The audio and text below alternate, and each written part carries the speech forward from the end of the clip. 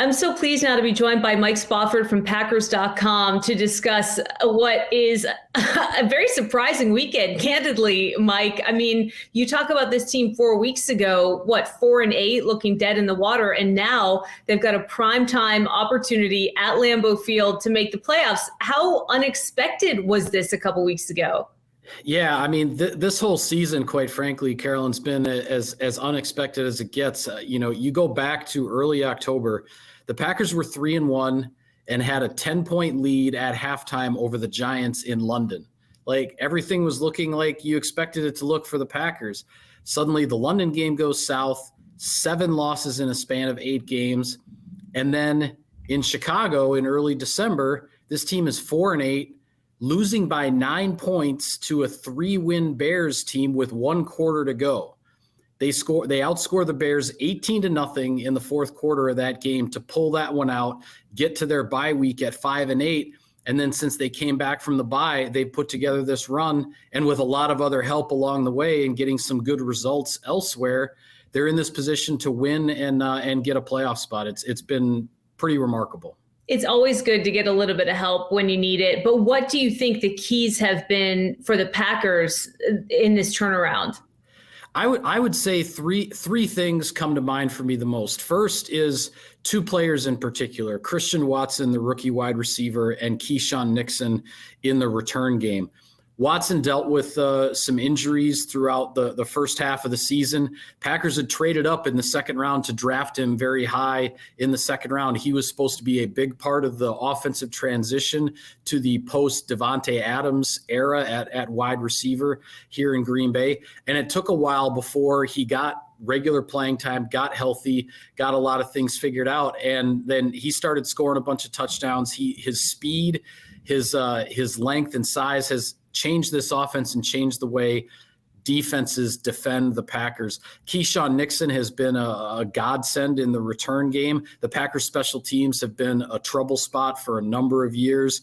The last 2 weeks now, he's got a 93-yard return that he almost scored in Miami on Christmas Day, 105 yards for a touchdown last week against the Vikings. He has a handful of 50-plus yard kickoff returns this season, which is the most in the NFL, and he didn't even have the job really in the first half of the year.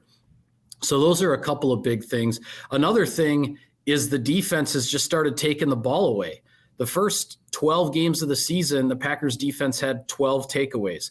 They have 12 in their last 4 games. They've doubled their season total during this 4-game winning streak. So that has completely changed the look of things, the energy, the confidence, everything on the defensive side of the ball for Green Bay. And then the other thing I think is worth pointing out, although I would rank this a little bit lower than the other elements, but Aaron Rodgers had been playing with a broken thumb since the London game. He'd been gutting it out, doing what he could. He insisted that, he could play, that it wasn't something that was a huge impact on his game. And I wouldn't say it was a huge impact, but we saw Aaron Rodgers not necessarily being as consistent a thrower, as consistent a quarterback as he's made the hallmark of his career. You get a couple of months removed from a broken thumb, and that's, it's pretty well healed. And I think things are a lot more normal for Aaron Rodgers in how he conducts things on offense. So to me, all of those things have come together to give the Packers this chance. So a bunch of things to unpack there, but just on your last point to Aaron Rodgers, obviously him being in better health with a nagging injury like that can be a game changer. This turnaround, kind of from the macro view, leading his team to a chance to get into the playoffs. I mean, where would you rank this in terms of his accomplishments? I don't know if that's the right way to put it, outside of his Super Bowl title, but without Davante Adams, having this 4-8 year and then turning things around, I mean, I would have to think that he would deserve some credit for that.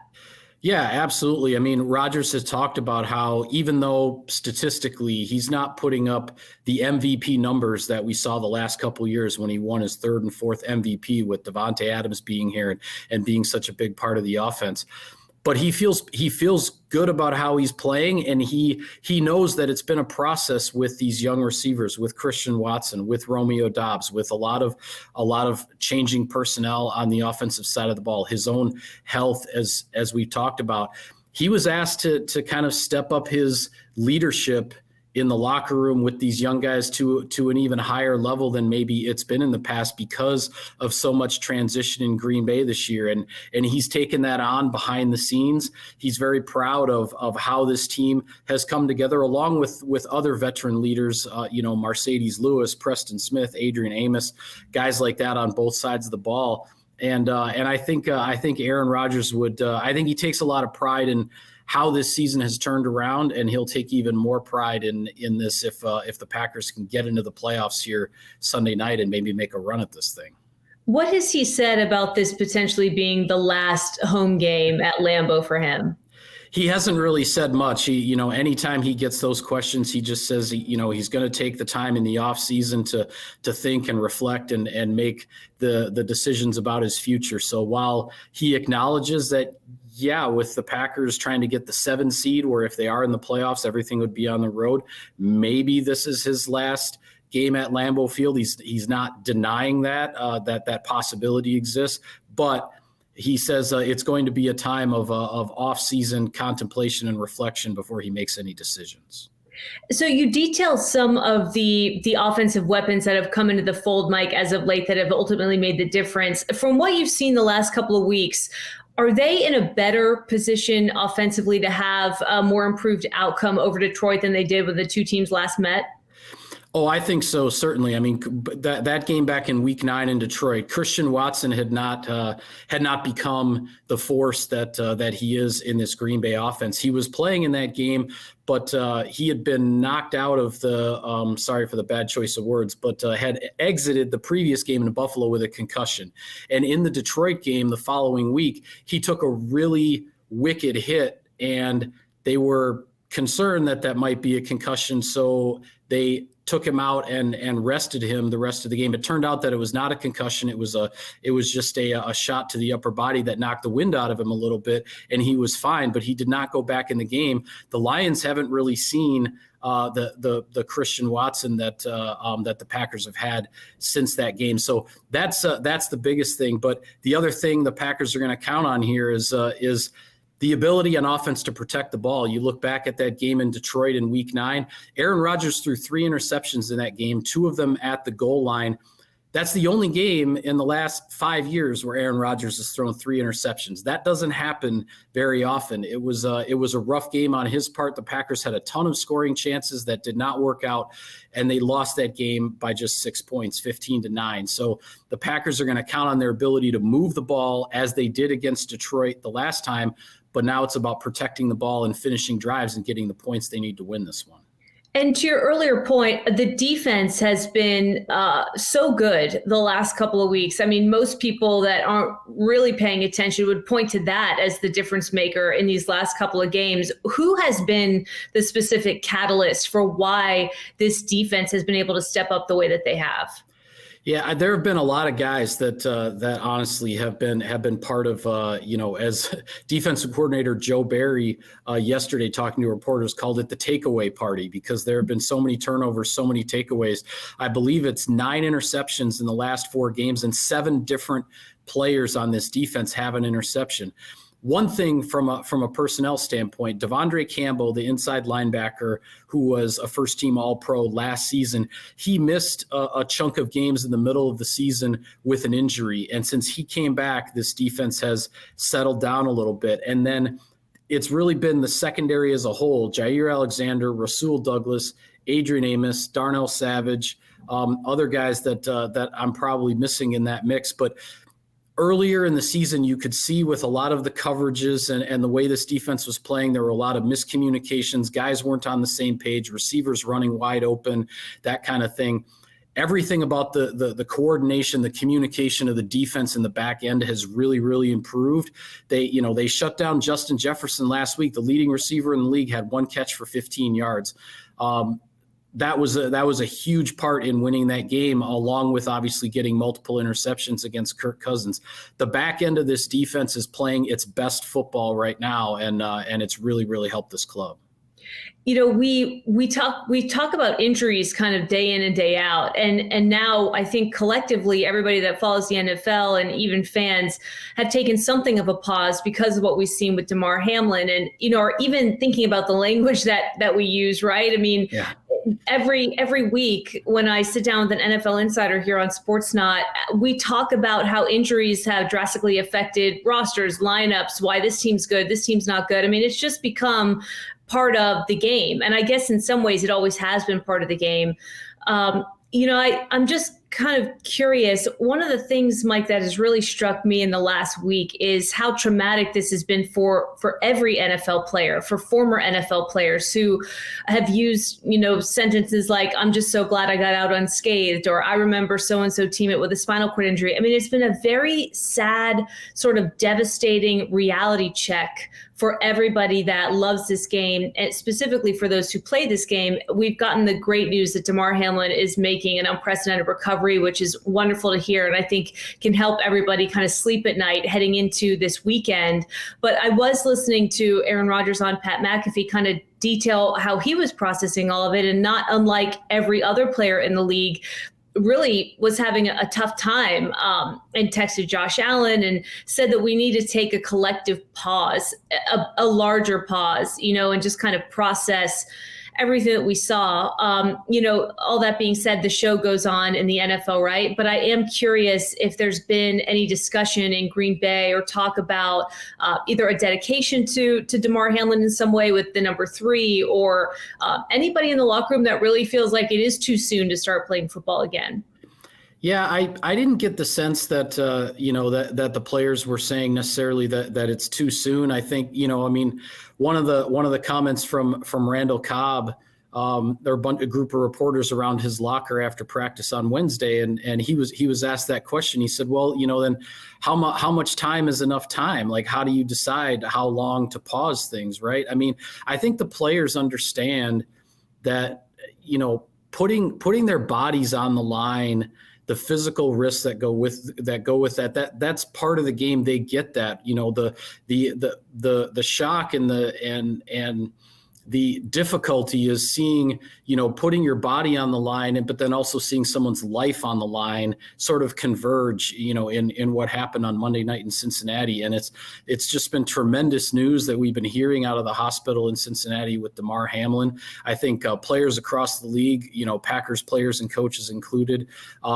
feeling in much better spirits about everything in hearing that. But those, the first couple of days, I mean, a lot of guys admitted it's hard to process. I mentioned in talking to Randall Cobb, this is a player, came to the Packers in 2011 as a draft pick. He broke his leg on the field in Baltimore in 2013. He had a punctured lung on the field in Arizona in the 2015 playoffs, and was taken to the hospital in an ambulance during the game and didn't fly back home with the team later that night. And he was saying, what he saw on the field with Damar Hamlin, he had a couple of sleepless nights about it. Since he came into the league, he's gotten married, he has a couple of kids. He's like, I have a family that's expecting me to walk back in the door, every night, when I come home after a game. And so a lot of those thoughts being processed. And I think, trying to process those as well as prepare for football games. And it's been a big help to hear the news that, that Damar Hamlin is doing so much better. But the league definitely, did some stopping, pausing, thinking, pondering, kind of putting everything back in perspective, even with so much that's at stake in these late season games. Yeah, and you'd bring up something interesting that I hadn't really thought about before. Maybe for current NFL players like Cobb on other teams who are in the league, there might be some players who feel like too much time to stop and think would be detrimental to their ability to get back out there on the field. I mean, I've talked to so many former running backs over the last couple of years who have told me still to this day they feel like they got hit by a car when they wake up on Monday morning. I mean, the toll that it takes physically has been well documented. And so I wonder if you stop to think about it for too long, if that fear starts to take over, and maybe some of these guys actually do, as crazy as does it sound, want to get back on the field and play. But nothing specific from the Packers organization about, doing anything significant to make sure that Damar Hamlin is featured anywhere on the jerseys or the helmets or anything that you can tell. Well, I know there was an announcement from the league. Every game, my understanding this weekend, there's going to be a moment of silence in the stands for Damar Hamlin. I know the Packers are going to be painting a number 3 on I believe on the 30-yard line, and a lot of teams around the league are going to be doing that at their stadiums.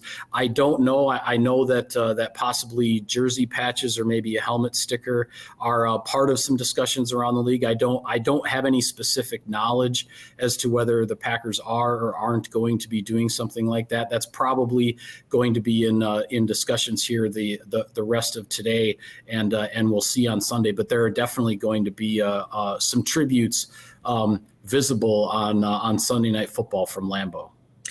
Just getting back to the matchup, and I'll just keep you for a couple more minutes. I don't want to take up too much of your time, but what have the players sort of been saying about this recent stretch, this run that they've been on, the message, I guess, from LaFleur heading into a weekend where it's a must-win situation for them? I mean, the stage is set so dramatically with it being a home game in prime time. Do you get what's sort of the sentiment heading into the weekend?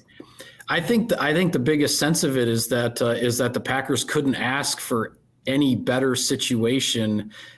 Considering how the season has gone, the fact that they were 4-8 after 12 games, to win 4 in a row and get to this point where they're playing at home against a division rival with a chance to win and get in, and they don't need to scoreboard watch. They don't need to, don't need any more help. That was all taken care of over the last couple of weeks.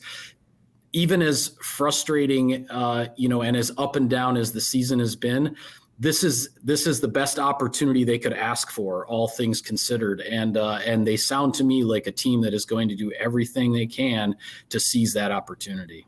You touched a little bit on the play of the secondary and the defense overall. Do you get the sense that this is a group that is capable now of going toe-to-toe with this passing attack that Detroit is going to bring and handling Jared Goff and his arm? Is that a favorable matchup for Green Bay at this point in the year? I think that's a great question. I think this becomes a huge test because, you look at last week against Minnesota and the Vikings were banged up on the offensive line. They ended up having to go to their third string center early in the game. Their starting right tackle ended up leaving the game, and the Packers really controlled things in the trenches. This Detroit offensive line is going to make this a completely different matchup in the trenches for the Packers defense. And it's a huge test. Jared Goff, he was sacked, I believe it was 5 times against the Dallas Cowboys earlier this season. The other 15 games the Lions have played, he's only been sacked 17 times. I mean, this offensive line protects him. He's having a tremendous season. The combination of the running game, the passing game. They traded TJ Hawkinson, and that offense hasn't missed a beat. So the Detroit Lions have done some really, really good things. The Packers have a lot of respect for that offense, and this game is going to be a big-time test for a defense that's playing the best it's played all year. And are you hearing anything specifically about the health of Aaron Jones heading into the game? It sounds like, he's been kind of banged up and fighting through some things in the game, in the recent games. It sounds like he's getting better. Things are coming around. But by the same token, when you have A.J. Dillon as another option in the backfield, it's not as though the Packers go into this and go, okay, yeah, we need to give Aaron Jones the ball 30 times.